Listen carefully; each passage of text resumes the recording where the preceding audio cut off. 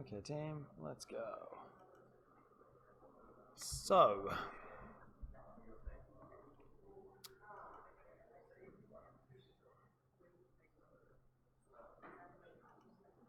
nope, didn't like me.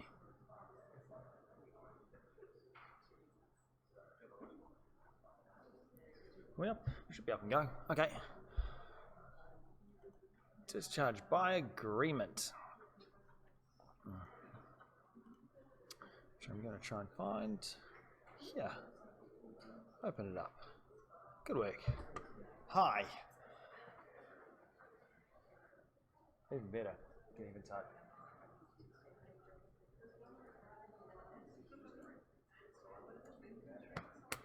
Don't know if that's going to work or not. Oh, might do. Who knows? Okay. So by the way. All right. Now, discharging obligations through performance is pretty straightforward. Sides do what they say they're going to do. Things get a little bit more complex when the parties are coming together and trying to work out how and where they are going to discharge their own obligations. There's a little bit more complexity in terms of doing that. And ironically, kind of flows from the fact the courts are not the destroyer of bargains. So it's a little bit harder. Seems a little strange that why would the two parties come to a contract have any difficulty discharging their obligations if they both choose to? And, well, yes, when they both choose to agree to terminate future obligations, then yeah, sure, that's fine. Two parties to a contract come together and say, how about we just don't do this anymore? That's fine. They can come together and do that. Shake hands, walk away. Right, they've both got obligations. It's a little bit more to that in terms of consideration, but it's a little bit trickier when it's only one side. But we'll start with, I guess the easiest and cleanest way of terminating contracts through agreement, and that is that when we came together in the first place, we put a clause in there that says the two parties can come together and end the contract. You can have a clause in a contract that says, by mutual agreement, if the two parties come together, shake hands, this contract ends. Contract law is about agreements. You can agree to end an agreement. That's fine. And that's straightforward if it's done at time of formation. It's easy. Put a clause in there that this contract will terminate if both sides agree that it terminates. Okay. You can also put express terms into a contract that says this clause will terminate if one or both sides don't do any performance on it for a period of time. Crawford Fitting and Sydney Valve. Crawford was a large American valve manufacturer or supplier, and they had a contract that was ongoing. An ongoing contract. We're going to be the supplier of these things for however long. It didn't really have a specific point in time, but it just carried on rolling over. And so the argument they had was, how much notice do you give to end a contract like that? Again, how long is a piece of string? And this had to go all the way to the New South Wales Supreme Court, their court, equivalent of their Court of Appeal, as a result. And there, the courts, it's a bit like the stuff you guys would have done for contract one. If the parties haven't come together and put an express clause for termination for a length of time, giving notice into a contract, the courts have to work one out. They, as a question of law, have to try and determine what would the parties have come to, what things are so obvious that they go without saying, that are necessary in order for this contractual arrangement to even work. Because clearly, if you've got a contract to do whatever supply for a length of time, it's not going to last forever. Even though you can have a contract that says this is ongoing, it will go forever, the courts can imply into contracts, look, surely the parties can come together and agree to give each other notice to split. Surely that's so obvious it goes without saying. Well, you guys might remember from Contract A, the courts don't really like implying terms readily. Things that the parties really intended for, if it was so obvious that it went without saying, well, they probably should have said it, eh? They should have put it into their contract, particularly for large, powerful players.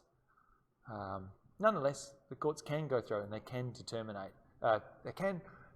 what the sort of reasonable notice clauses for terminating are or can be. Because the two parties basically argued that neither of them argued that there was no mechanism to terminate. That would be silly. It was just the length of time the other side had to give. That was what they went to. One thought it was, I think, 2 months, and the other thought it should have been 2 years. Okay. Now, a couple of other things to note. I couldn't really think of a good place to talk about this because it both involves conditions in terms of performing and conditions in terms of forming contracts as well. So I'm going to talk about this for a bit. Up to this point, everything's pretty straightforward. This one requires just a little bit more thought because you can put conditions in a contract, terms in a contract that say that obligations for one or both parties only happen when a certain condition happens. And you can say also the contract will only be formed when certain conditions happen. I'll just say that again. You can put a term in a contract that says performance only need happen when a certain condition arises. Or you can say as part of agreement, the contract itself doesn't come into existence until this condition is met. You might recall that from Contract A from Masters and Cameron. They talked about whether or not this is an agreement to later form a contract or it was a contract itself at that point in time, because sometimes it can be very murky. And unfortunately, these are technical terms in contract law that you are just going to have to know from this point forward. I call this a condition precedent. And I'll note there that I've actually only put in the slide, apologies for that, I will go and fix that. Because not only is it to do with obligations, it can also be to do with formation. And I actually, I apologise, I put Masters and Cameron into this, and I meant to actually change that slide. So Stephen, if you can hear, Stephen and Kathy, if you can hear this, it is actually these contingencies can be either to do with obligations arising or the contract coming into existence when a certain condition is met. Hey, when the Queensland Parliament next sits, we will sell t-shirts. I will buy some t-shirts from you when that happens. The Queensland Parliament might sit again in 2 years' time. It might be in 3 years' time. It might never happen again. North Queensland might become a separate state. I did want Masters and Cameron. I put Masters and Cameron in there, but I actually forgot to change the actual slide itself, which should say parties can agree that some of the obligations or formation of the contract. When some parties can agree that some, I will change the slide. I'm going to add that in. So that's a mistake on my part. So that parties can agree that some or all obligations or formation of the contract will only arise when a certain event or performance of a certain obligation has occurred. Just looking at that first one, there's conditions precedent, because the come to condition subsequent is the opposite of that. So this bit takes a little bit of thinking, because it's really about trying to think of some permutations in your mind as to how this might arise in the real world. So if we think, if myself and Ewan have a contract, Ewan, can you please unload my boat when it arrives at the port? Okay, and I'll pay you $10,000 when you do that. What's the condition precedent? It's when the boat arrives. It's a fact in the world, and in this situation, doesn't really involve the two parties. It doesn't really involve us, assuming that I'm not doing some Weasley things with the boat, calling up my friend who owns the boat saying, don't turn up, because we'll get to that, because that's actually important. Yeah, it's in the next slide. Yeah, we'll talk about thwarting each other's performance. But, so this condition precedent arises when a certain event happens. And look, that can sometimes be when the other side has done something. So, we're thinking about a contract for building a boat. Building a boat's got lots of steps. And so if I hire Leanne, who's a boat builder, I want a boat that's been built, and I've got a whole bunch of stuff to go on the boat. All right, some of which is going to arrive from my suppliers, other suppliers. She's building the boat, and so she starts laying down the keel. Feel free, boat people, to just correct me because I have no idea what I'm talking about in terms of boats. There's a thing called a keel. Presumably they start with that. And it's possible, though, that she can't go beyond a certain point until the inner boat lining, or the ballast, is that a right word? I don't even know. Until that arrives, and I'm responsible for doing that. And so we can have this situation where each other's obligations can't be fulfilled until the other party's done something. It's that idea of this interconnectedness. We use the term condition precedent to describe that. Condition precedent is something that says a certain obligation or series of obligations can only happen when something happens that can be the direct result of the other party, or it can be an independent event. I will buy a whole bunch of your t-shirts from Karina to sell at Grooving the Moo. I'll buy them a week before Grooving the Moo next year. So if Grooving the Moo never happens next year, that won't come. That condition won't ever be satisfied. And again, it comes down to the interpretation of it. Is that an agreement at the moment that we formed it? And that's essentially a condition precedent in a contract that we have now? Or are we agreeing to form a contract when Grooving the Moo gets here? That is what Masters and Cameron's about. That requires the court to look objectively at all of the facts. And it can be really hard. Are we agreeing to agree later? Or have we agreed now? And this is just a condition precedent to performance. And that can matter. Because what if Grooving the Moo isn't on next year, but it is on the year after? And I want to get out of this and say, no, I'm going to get Raz to buy t-shirts from Raz instead. It can matter. And so you're going to have to go back and look at that original agreement. Was that a contract formed at that moment with performance coming later? Or was it an agreement to create a contract at a later stage? Formation is going to happen when that event happens. Again, that is for the courts to determine based on usually the objective intention of the parties at the time. It's hard to go through and analyse these things. That's why things like that end up in the high courts or the higher courts, like Masters and Cameron. Oh yeah, of course. So in this situation, if Raz has got a much better deal on t-shirts, I don't want the deal with Karina. I'd rather buy from Raz. And again, if it's skipped a year, I can try and argue that. And one of the things that they say here, and that's pairing cooling out investments, they've got to analyse how long do these things stay open.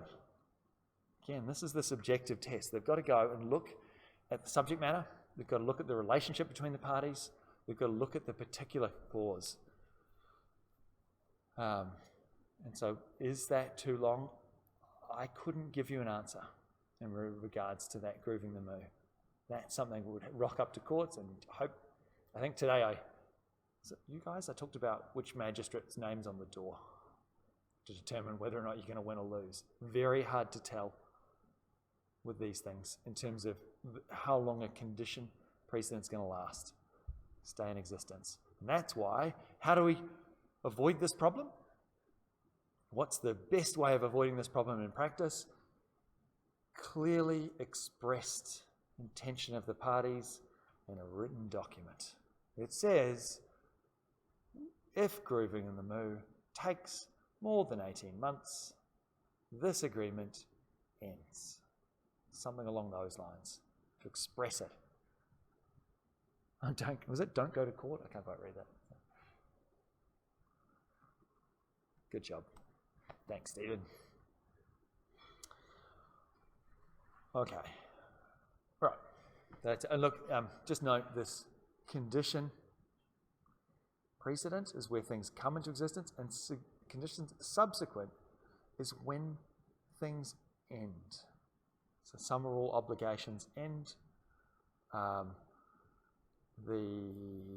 Again, the grooving the move example, once grooving the move has finished,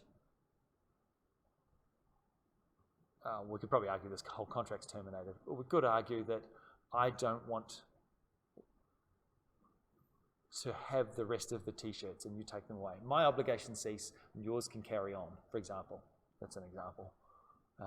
That's a condition subsequent. That's when one or more parties' obligations cease at a particular point in time. With loading the boat. Once the boat leaves, you've still got an obligation to pay. I can't remember who the party was here. One person's still got an obligation to pay, and the other one's, their obligation to keep loading the boat is finished when the boat's leaves. I mean, that's just the nature of the beast. That particular event happens, the boat's left, your obligations to load it have ceased. They can't continue any further. They dissipate. All right, so what happens if these two things are interdependent in some way? Well, as you could imagine, there are some rules. Thwarting. Thwart's a great word. Thwart. That's constantly not enough vowels in that word. It's a great consonant blend.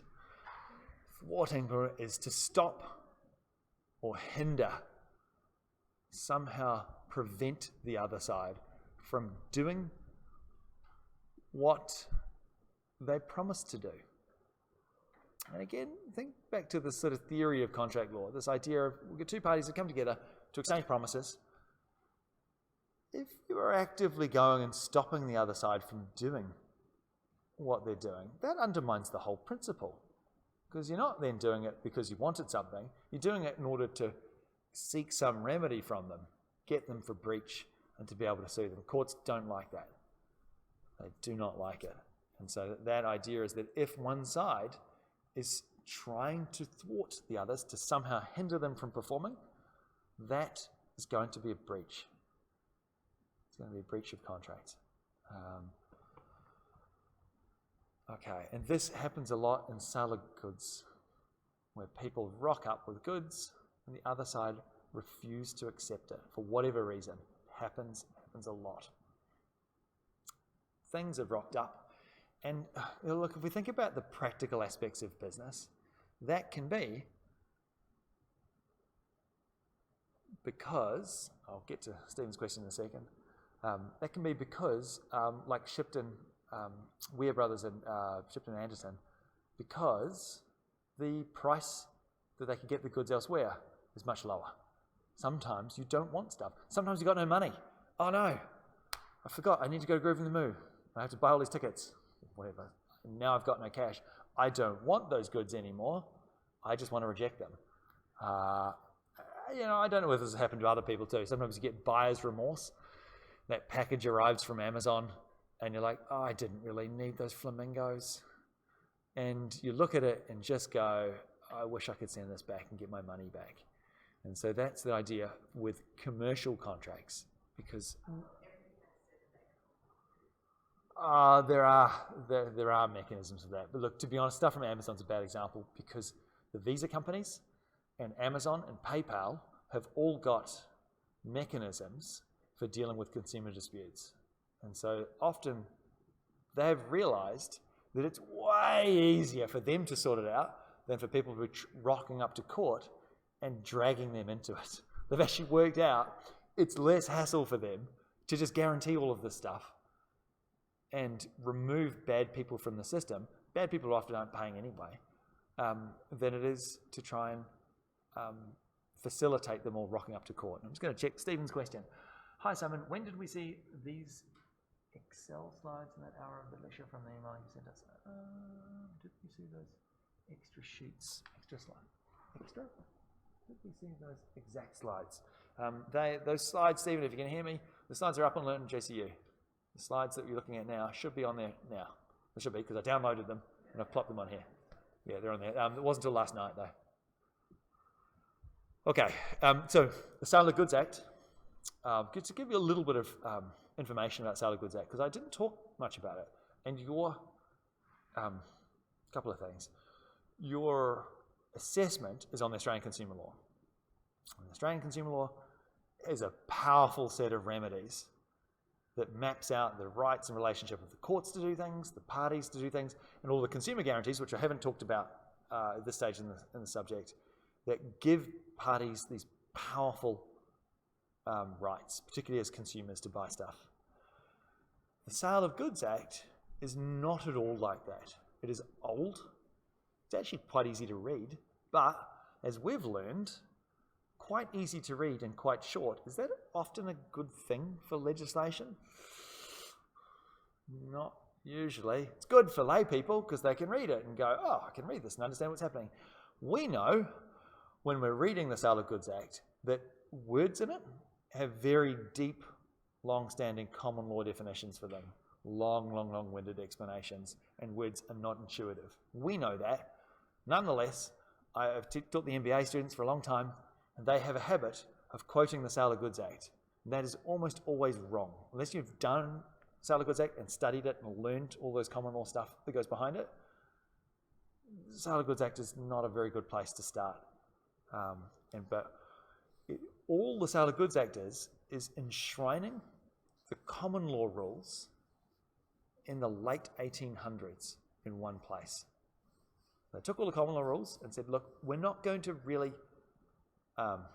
we don't want to change this too much. We just want to write these things down to give a little bit of structure for the courts to be able to carry on doing what they've always done. And a lot of those things were about defaults. The Sale of Goods Act has the default rules for the buying and selling of goods, all of which can be trumped by agreement. You put a clause in the contract, you can trump all of the rules, most of the rules in the Sale of Goods Act. You can just say, and they all say things like, unless otherwise agreed by the parties, when a person accepts goods, title passes. That's the default rule. So section 14 sub 3. That's the default rule. You can change that. You can have a clause in your contract that says title passes when the goods are paid for example. Or title passes when the contract's formed. It doesn't matter. The courts don't care. Parliament didn't care at the time. You can trump all of those things, but if you don't put that in your contract, it uses the default rules of the Sale of Goods Act. And I think the subject would go into the Sale of Goods Act a little bit more depth, but I'll have to check that actually. The ACE is only relatively recent, and it's really to guide traders by enshrining all of the kind of obscure common law rules at the time in one place to set up defaults. That's really what it was. The common law did have defaults, but it's quite hard. They're all over the show. And so all it does is saying, look, where there are goods, these are the default terms that happen in contracts, all of which you can change. But if you don't bother, or you don't know, these are going to be the starting point, the starting platform for everybody. And that's it. That's why things in the Sale of Goods Act, there's a couple that can't be changed because they're actually logical rules. Like, for example, title can't pass on goods that don't exist yet. Because in common law, you can't own something at common law that doesn't exist. You can in equity, you can't in common law. So that's a couple of those rules are put in there, which are just logical rules. But it's the defaults. ACL does a whole variety of things. It has the actual Competition and Consumer Act has a whole bunch of regulatory mechanisms for the ACCC to do stuff, that regulate markets, look at anti-competitive behaviour and so on, and stop the unfair practices. And it's actually quite complex the way that's structured. Schedule 2 of the Competition and Consumer, the Australian Consumer Law, maps out things that were in the old Trade Practices Act that involve consumer guarantees. So it's sections 55 to 64. It says if you're a consumer, you can get these remedies. And they are a bunch of things implied in contracts that can't be changed. You can't sell goods to a consumer that are not safe.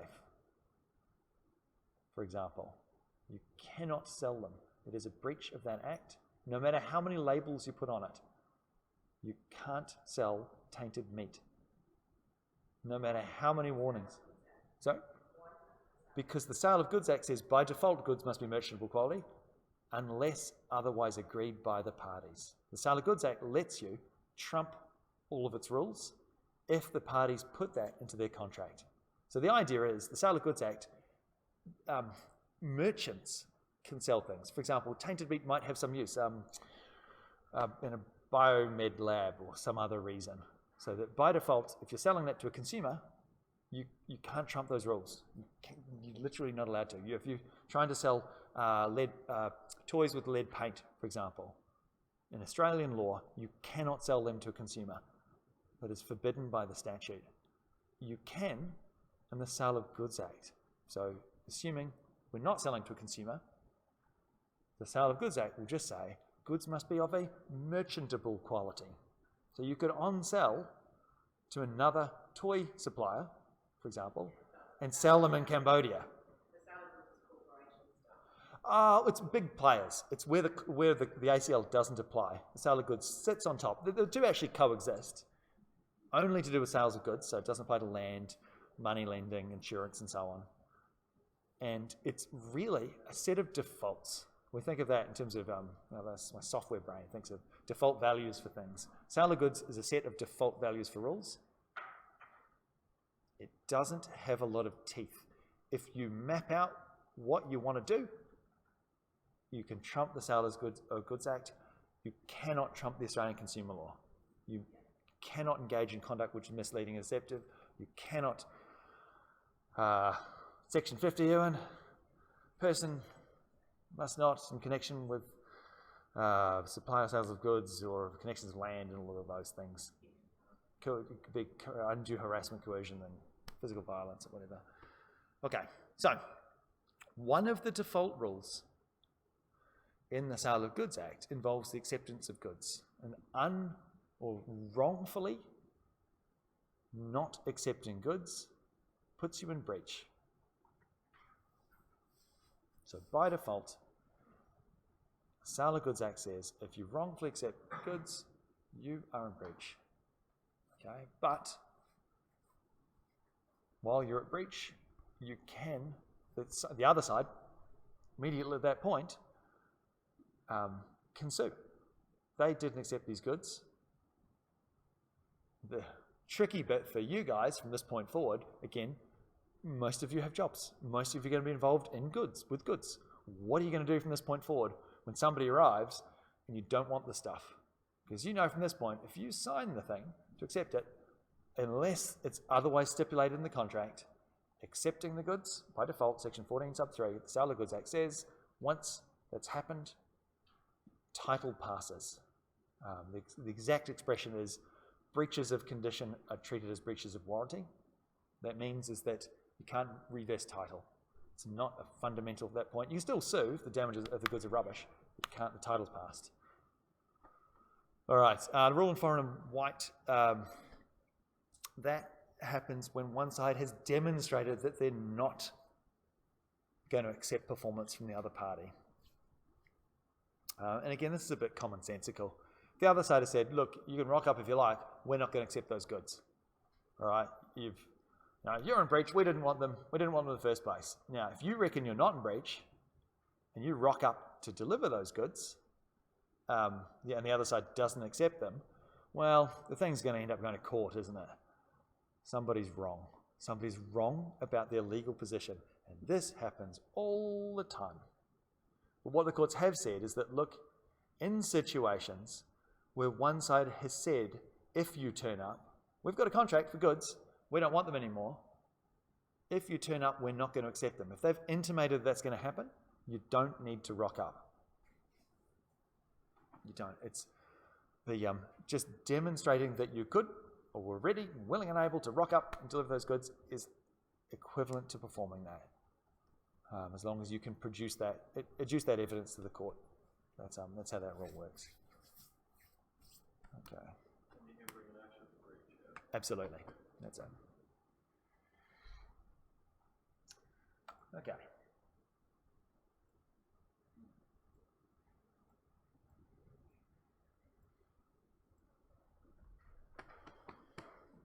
something that happens quite rarely is that both parties don't want to perform. So that if you have a contract and neither party wants to perform their obligations, there is a period of time whereby those obligations will cease. The contract is deemed to be abandoned. It is a long time. Courts are not the destroyer of bargains.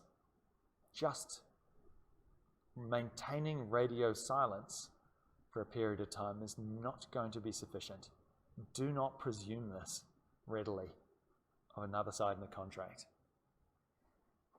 And again, with a lot of these things, it's a question of degree. How big the contract is, how necessary it is. And again, going back to the contract with Leanne and I for this boat, it's necessary as part of this contract for us to talk to each other. So if we don't talk to each other for a long period of time, the courts are much more likely to construe that we've both abandoned this contract. But it is a long period of time. They talk about an inference. It is an objective test, so it is what a reasonable third party looking in would think. Would a reasonable third party looking in on this situation infer that neither side wants to carry on doing what they promised to do? And they do not draw this inference lightly. And so again, that Fitzgerald and Masters, that phrase there, an inordinate length of time, probably should be in quotes. That's the exact words they used. And if an inordinate length of time has passed, and both sides have not just not performed, but also haven't contacted the other side. It's one thing about this maintaining radio silence. If you maintain it for too long, eventually things are going to time out, and a contract is deemed to be abandoned. But it is not done lightly. So that is one mechanism. Contracts can come to an end. It's pretty rare. It has to be a really long time. But I think we've all had this, though, happen, where you've had somebody, you've had an agreement with them, and these T-shirts with Grooving the Moo. And then Grooving the Moo, we've got an agreement perhaps next time the Queensland Parliament comes here. And the Queensland Parliament doesn't come for like 7 or 8 years. It's like, well, that might have been a condition precedent to performance, or the courts might say if we never talk to each other, the obligations are just discharged.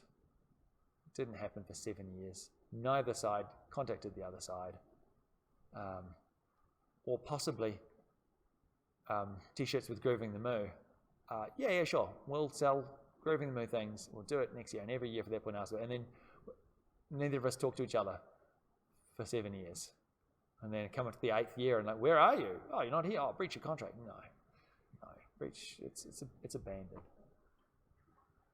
Right. This slide is the earliest case. Oh, no, it doesn't. No, because we use Cartwright's case. It's the second earliest case of all of the common law sources of law. And although I've got to say, that case at the bottom, Pennell's case, is good law. But I'll get to it in a second. Right, so the thing to note is that when you've got two sides that have got outstanding obligations, all right, you can create a contract where you each agree, or each promise, to discharge the obligations of the other, shake hands, and walk away. That is a new contract, and the consideration that each party offers is to discharge the obligations of the other. And for Karina's benefit, I will go through this. Contracts require 7 elements. One of those, very importantly, is consideration. Consideration. Each side has to offer something to the other. There's one of the physical elements of a contract. Offer, acceptance, and consideration are the physical elements of a contract. A contract cannot exist if the two sides aren't offering something. But, there is a big but, and that is a thing known as a deed. A deed. D-E-E-D. Deed. A deed is an instrument, it's a legal document, a solemn document, that when signed, sealed, and delivered, that's where that song comes from, by the way, signed, sealed, and delivered as an instrument, a solemn instrument, can create a one-way contract.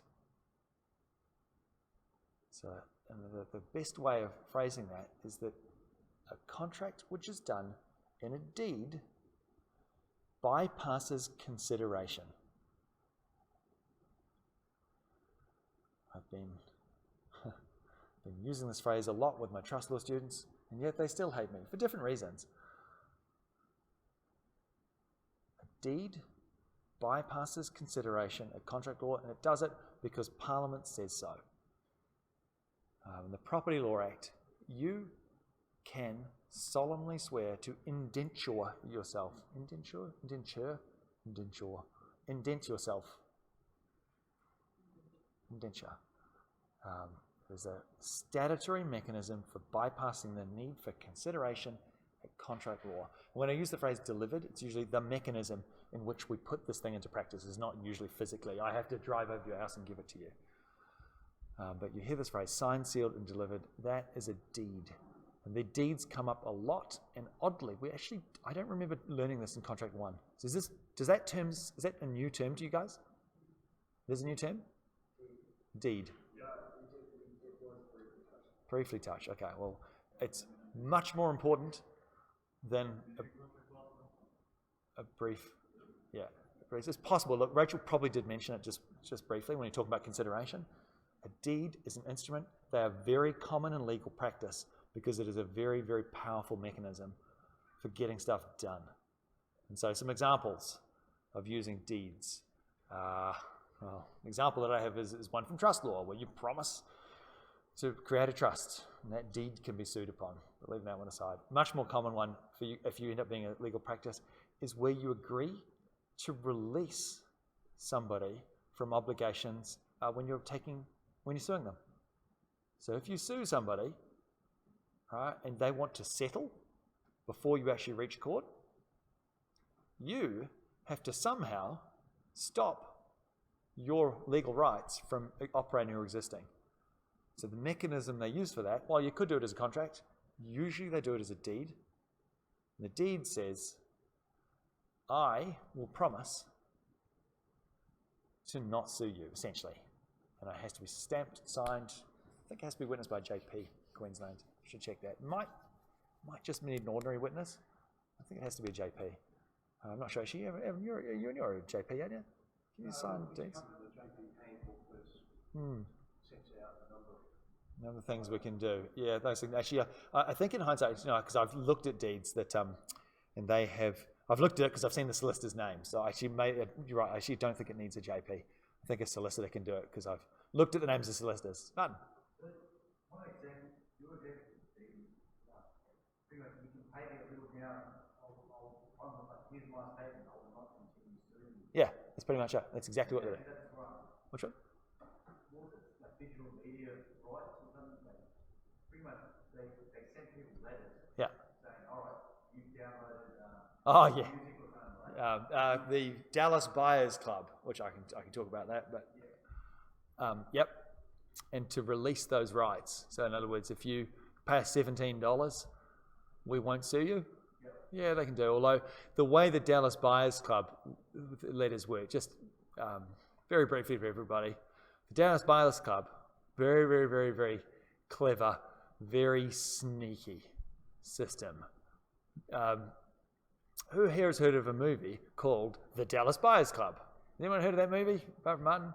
It was a pretty lame movie with Matthew McConaughey. It was never going to make much money. So what happened? If I didn't, I'm not sure. I'll come back to Steve's question in a second. What happened was the American film companies all came together. They got this very, very minor movie, and they moved the Australian rights to a company that they collectively set up in Australia. All right, they did that. This goes live to YouTube. This is going to be hilarious if I get sued for this. They did that with the sole intent purpose of taking action in the federal court against people torrenting movies. So the reason they had to get a small movie, because they knew they couldn't sue everyone. They couldn't put the new Star Wars movie in, and they couldn't go against Telstra because Telstra's got way too much resources.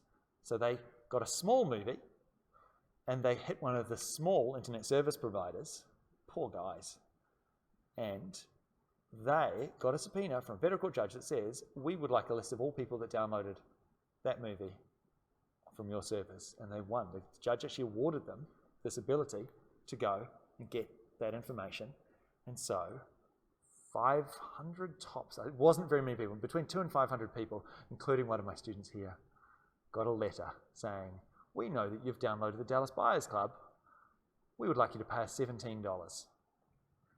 This was a test case, and of course people were like, what? No? And so it had to go to the federal court, and they lost, and then they appealed, and they lost spectacularly. So the Dallas Buyers Club, they lost. Now, in that situation, in terms of going back to the deeds and stuff here, yeah, you could use a deed of release. You probably wouldn't for $17. They would just, because it's essentially a contractual thing. Hey, you've infringed on our intellectual property. We, under the Copyright Act, can take a statutory action against you under certain sections of the Copyright Act, and we will do that unless you pay us $17. It's pretty much a threat. So in theory, they could have asked these guys after, okay, I'll pay $17 if you enter into a deed of release, but a contract would suffice in that situation, because if they then breached and still sued them anyway, you'd be able to seek that amount of compensation. The reason why they do it as a deed is that you don't have to have consideration from the other side. You can just have the deed, create it, have it ready to go, and you can swap the things over. Here we go. We're going to execute this by delivering it to each other. It's solemnly sworn, so it is the best form of evidence. But the key thing we note here with deeds of release and contract, because if you've got two sides, both who have outstanding obligations, we can provide consideration to each other in a new contract, which is to end this one. Oh, pro Karina. If only one side has outstanding obligations, you can't form a contract, because only one side has obligations that need to be satisfied. And as such, you can do this with a deed, because a deed bypasses the need for consideration. That's how that is. And they call that accord, which is the creating of this new contract to replace it, and satisfaction is the transferring of debts to end the existing one. And this case at the bottom is very old. It's very, very old, and it is good law. It is actually good law. Because this comes up. I've actually used this case in legal practice. This is me, with my tiddly amount of legal practice, have used this case on a couple of occasions. It is where one party owes the other one a debt. All right? One party owes the other one a debt, and they offer to pay a fraction of that debt, less than the full amount, in order to discharge the obligation. You can't do that in our legal system. Why? Because this 400-year-old case says so. Part payment of a debt is never good consideration to just discharge your obligations for the whole lot. The rule in Penhill's case is still good law in the state of Queensland and the Commonwealth of Australia. So if you have a debt, leave that one in the back of your mind, because people do this. The debt collectors come and they say, will you accept $500 instead of $1,000? They say, yep, pay the $500. What happens a week later? We'd like the other $500, please. This happens. Yeah, they do that. You can get around this with a variety of other things, again, practical benefit and Roffey Brothers and deeds and so on like that. You can get the other side to create a deed that says we will discharge the obligation, because again, deed will bypass that. But in contract law, you can't do this. It is not good consideration. So if debt collectors try this, and they do, try it. And then you turn up a week later and they say, sorry, there's a 400-year-old case in the courts of ye old England that says you still owe us $500. It does happen. It is still good law. Clear as mud. Look, I've got to say, this lecture, first of all, this material is so much easier than last week's. The stuff on illegality, I personally find is really, really hard. This stuff is a little more commonsensical, but you find little bits of rules. Each one can seem a little commonsensical, and the collection of it, not so much. Part payment of debt is not enough. Yeah. That's into consideration. Wasn't there something like Capricorn consideration? It is. Then that's part payment and clause. Yeah. Well, you appreciate that. You. Time by this time, say I owe $5,000. Yep. I'll pay you $200 per Yep. fortnight. Sure. One time, completing from. So you've got the time. Yep. You're paying to that Yeah. amount. Yeah. And that's considered. Well, you've got to appreciate to be indebted in the first place, there has to have been a contract, usually in that situation. Again, that literally is the next slide, because you can't assign debts. And, well, you can't. Okay. So what the rule in Pennell's case is saying is that if you owe a certain amount of money and you want to discharge this by agreement, that agreement can be anything else. It can be anything else. I'll discharge this by giving you my car. Now, the other side may or may not accept it. Look, if the other side wants to discharge $5,000 in exchange for peppercorn, good on them. They're terrible business. But you can't discharge it by paying a sum of money that's less than the full amount in contract law. You just can't. I was just thinking more on the side of debt collectors. Yeah. Most debt collectors, say Telstra, say a person's owning Telstra $1,000. Yeah, they sell it to. Knows their chances of collecting $1,000 zero. And they sell it for less than that, so 10 cents the dollar. Yeah, $5 or $100. Yeah. In hope of collecting. Yeah. Whatever amount they can get. Yeah, of course. Yeah. $100,000. Yep. So, what they're offering, like, okay, how much are you paying? You pay $250? Yeah. They're still making $150. Yeah. Is that what they give them? No, because the contract there is between Telstra and the debt collector. They are making a contract with each other. The original debt stays the same. It just transfers the person that it's owed to. So that transfer, we call that novation and assignment, literally the next slide. The original contract, though, between the consumer and Telstra is still on foot. So that's, For the collection agency, yeah, they want to collect something. yeah. A little, well, they pay money. It would, They probably want to break even at least. yeah, that's right. And so I've often wondered about things like that, where if you're such a bad credit risk that the debt collectors are buying these things for 10 cents to the dollar, but, I've often wondered whether it thought, well, I wonder if I could just call up Telstra myself and just pay the $100. But that's just not how it works. The Telstra are just, for a matter of policy, they leave that up to third parties to go through and do that. But the key thing to note, though, is that the debt itself, you can't pay a lesser sum of money. You can do other things in order to satisfy that. All right, that's the wrong Pennell's case. Now, Stephen's got a question.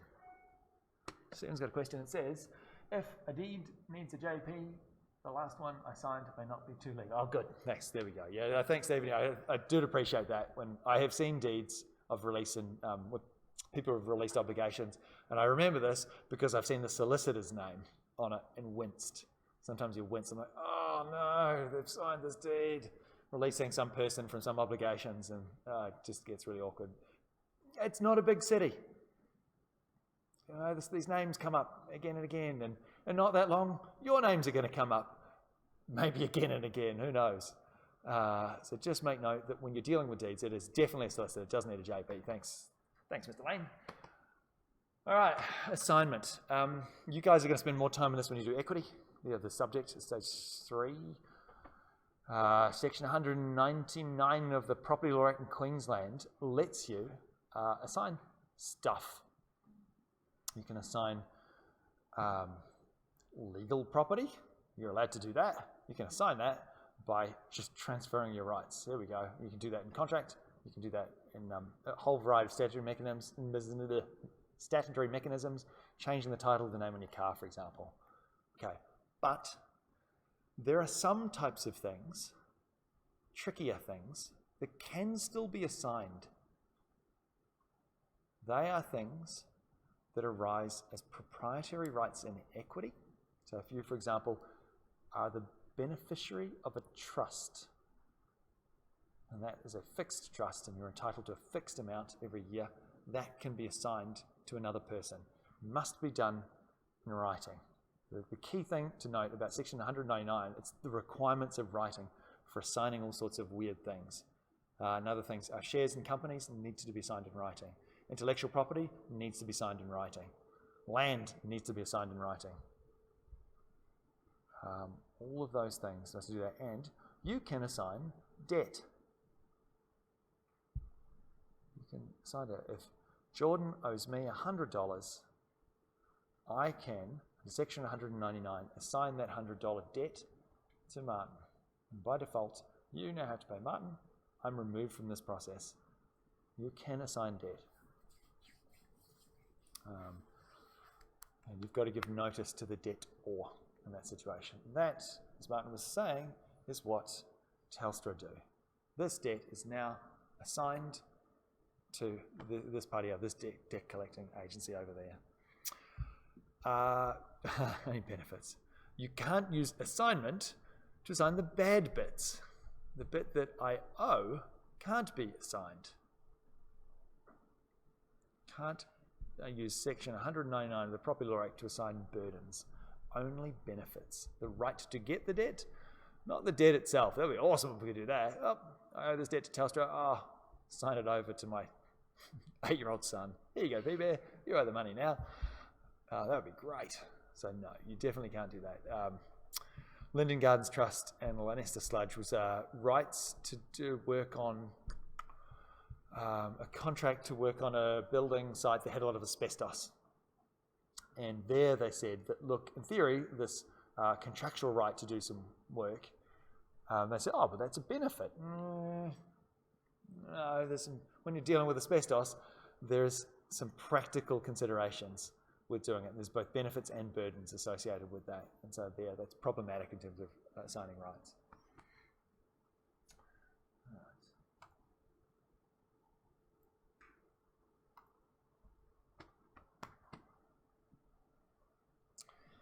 Novation. Essentially, this is where we're swapping things in. So, where you've got a contract between two people, so you're in land, you've got a party. Usually, if we want to swap one of those parties, we'll create a new contract. And because of that, as I talked about in the previous slide, you can't assign burdens. You can only assign benefits. And that's problematic because contract involves the passing of things, promises to each other, some of which can be good bits, some of which can be bad bits. You're both doing something and you're getting something. And so it's difficult to go through and do that. And so usually, you do this by just creating a new contract that substitutes for the old one, like that. And this often happens in a situation where you want to swap one of the parties over. Okay, we want to have this we've got a contractual relationship. I'm paying Leanne to build a boat, and I have started doing this and started paying her some money, and the boat started to be done, and they're like, oh, I don't really want to carry on doing this, but I don't want to breach this contract. And I've found Amanda's happy to take over this contractual right and carry on. She wants the boat and we'll carry on paying it. We can go through with agreement from all of the parties to essentially create a new contract with the same rights. We can go through to do that.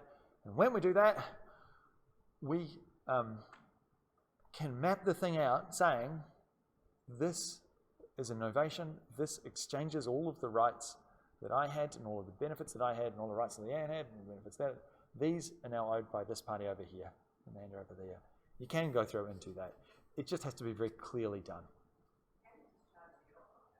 Oh, well, it just does, because this is essentially, because it requires all three of us to agree, we are essentially choosing to discharge this original contract and create a new one with the exact same obligations in the exact same place with a different party. Yeah, absolutely. All of these things had to be very carefully mapped out in writing. Very, very, very complicated if you try and do this orally. You've got some remarkable evidential problems.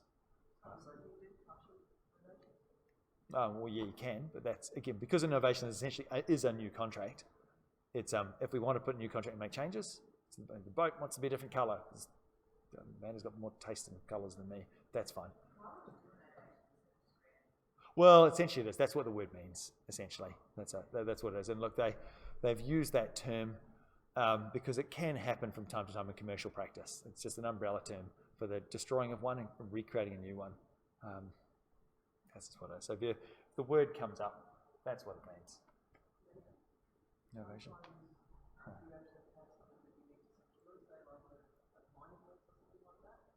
Yeah.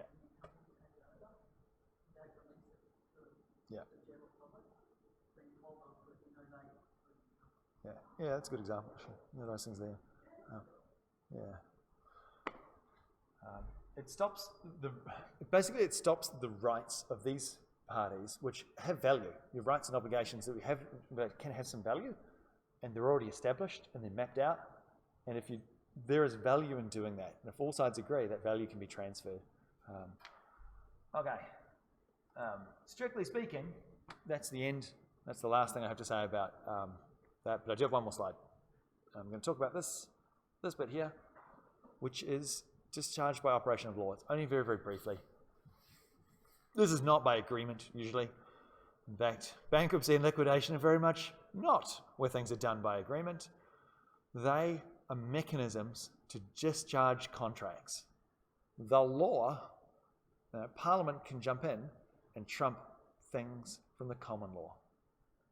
So Parliament has created two pieces of legislation, the Bankruptcy Act for individuals and the Corporations Act for companies, that say when an individual can't pay their debts, people can rock up to court and say, you owe us all this money, we want to put you in bankruptcy, so you don't get to look over your stuff.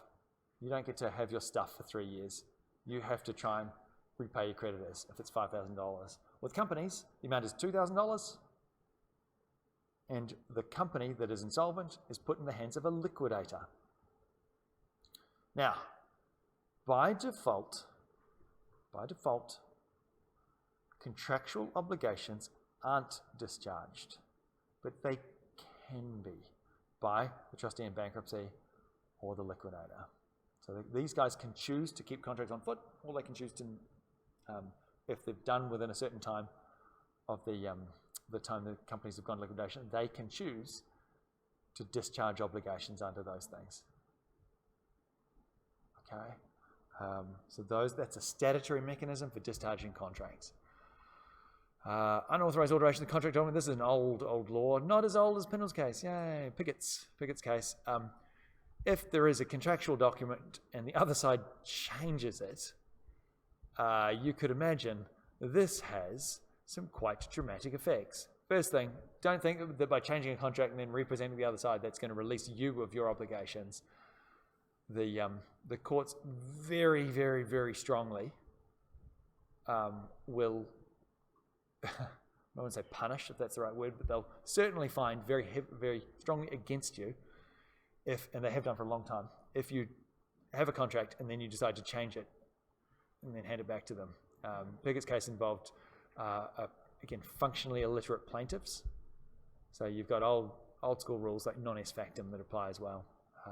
And so just know that this can still happen where documents have been changed. In the courts, you're going to go towards the courts and say, hang on, we've got two contracts here. Somebody's done something naughty. You can imagine these things are problematic, and if the side that's done the naughtiness is the side trying to rely on their naughty, courts are very happy to discharge those contracts and apply remedies in equity and restitution and so on to resolve that. Merger is a tricky one. Not really. It's quite unusual. You can't hold two, what's the word, simultaneous? A greater right and a lesser right in regards to the same thing or the same contract. Hold that thought. The example that I'll use is a lease and freehold ownership. If I have a lease on a property and I buy that property and I now have the freehold interest, what happens to the lease? Can you have a lease with yourself? No, not in common law anyway. So a lease is the lesser right. Freehold ownership is the greater right. If contractual arrangement happen where those get combined, they are merged. The rights are merged, and that, some situations, can cause a contract to end. Some situations, those things. So if those rights somehow merge. It can also happen when we've got a company that buys a subsidiary. Subsidiary company, now these are still separate legal entities. You could do that, but because you now control it, if contractual rights are owed to this company, you can transfer those rights. We are going to assign these rights up here. The same entity now holds both the benefits and the burdens of the contract. Done. Can't own people, by the way. That's why this doesn't work with natural people. People can't own other people, but companies can own other companies, or people can own companies. If those rights are transferred, those things end. And the very last thing, in fact, the very last slide of all of these things, limitation periods. Strictly speaking, they don't actually cause contracts to be discharged. All they say is that to sue on a contract, you have to bring the action to the courts within 6 years of the right arising. In contract law, that is the date of the contract. No, I think it's the breach. I think it's the date of the breach. I don't know if it was the breach. So the breach, I remember this because I had a situation where I had a client, a Q-Pilch, who had received negligent advice from her accountant. Okay, who looked at it. It's clearly negligent. They've suffered some sort of harm. Well, one of the curious things there is that the contractual breach is at this point of time, right? But in the tort of negligence, the breach occurs when the harm happens. And so you can appreciate these are two different periods in time. So as a result, she could sue in tort, but not in contract. What was the problem with that? Contributing negligence. She didn't check either. And so, as you guys may or may not remember from your assignment, contributing negligence can reduce your damage awards. So just make note that strictly speaking, contracts aren't discharged. You just can't sue on them. 6 years after the thing's gone. Okay, I'm going to, oh wow, 6 o'clock. All right, going to leave it there, guys. Hope that was useful. I'm hoping this material is a little bit easier, at least the stuff from the first half was a little bit easier. It should be a little bit more logical, I personally find, than some of the vitiating factors. But just make note that the tide has turned.